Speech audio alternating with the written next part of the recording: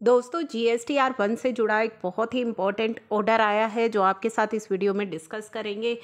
यहाँ पे Telangana High court ने डिसमिस कर दिया है पिटीशन को seeking rectification on the GSTR 1, जहाँ पे GSTR 1 रेक्टिफिकेशन के लिए पिटीशन फाइल की गई थी। तो Telangana High Court dismissed a plea seeking rectification of GSTR 1 and relying on the Supreme Court decision in Bharti Airtel.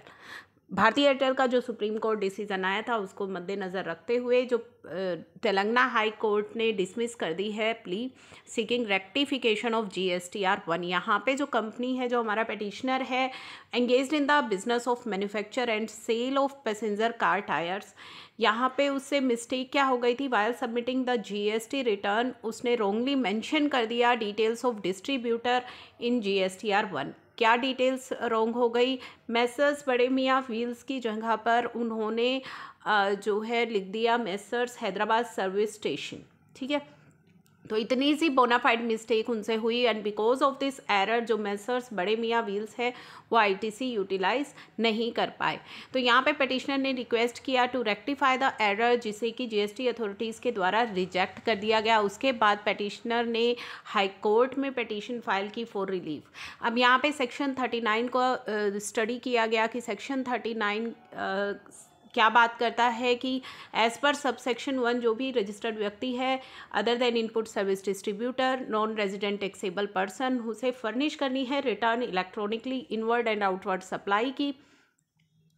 And sub section 9 जो है सेक्शन 39 सब सेक्शन 9 क्या बात करता है कि if after furnishing such return, यानी कि रिटर्न आपने फाइल कर दी है लेकिन रिटर्न फाइल होने के बाद अगर आप डिस्कवर करते हैं कोई भी ओमिशन आपसे हो गई है, कोई एरर आपसे हो गई है other than a result of scrutiny and audit, तो आप उसे रेक्टिफाई कर सकते हैं उस ओमिशन को या इनकरेक्ट पर्टिकुलर्स को in such form and such manner as may be prescribed subject to the payment of interest.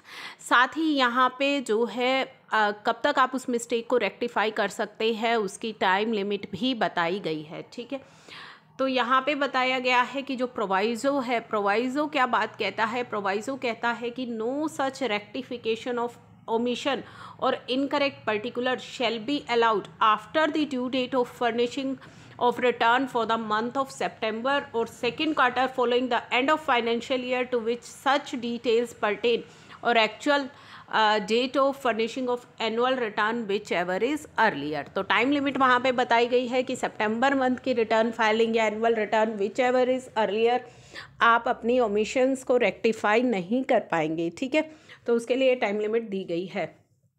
तो यहाँ पे रिलाई किया गया है ऑब्जर्वेशन ऑफ सुप्रीम कोर्ट की in case of Bharti Airtel की जो लॉ है, लॉ के अंदर रेक्टिफिकेशन के लिए एक स्पेसिफाइड मैनर बताया गया है एंड एक स्पेसिफाइड पीरियड जो है स्टेट्यूटरी पीरियड बताया गया है and beyond that period assessee can not be permitted to carry out rectification, जिससे कि क्या होगा, inevitably it will affect the obligation and liability of other stake holder.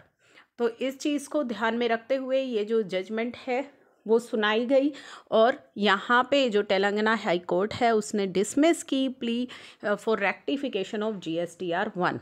तो GSTR 1 रेक्टिफिकेशन के लिए जो डेट्स लॉ के अंदर बताई गई हैं केवल उन्हीं डेट्स तक ये रेक्टिफिकेशन हो सकती है।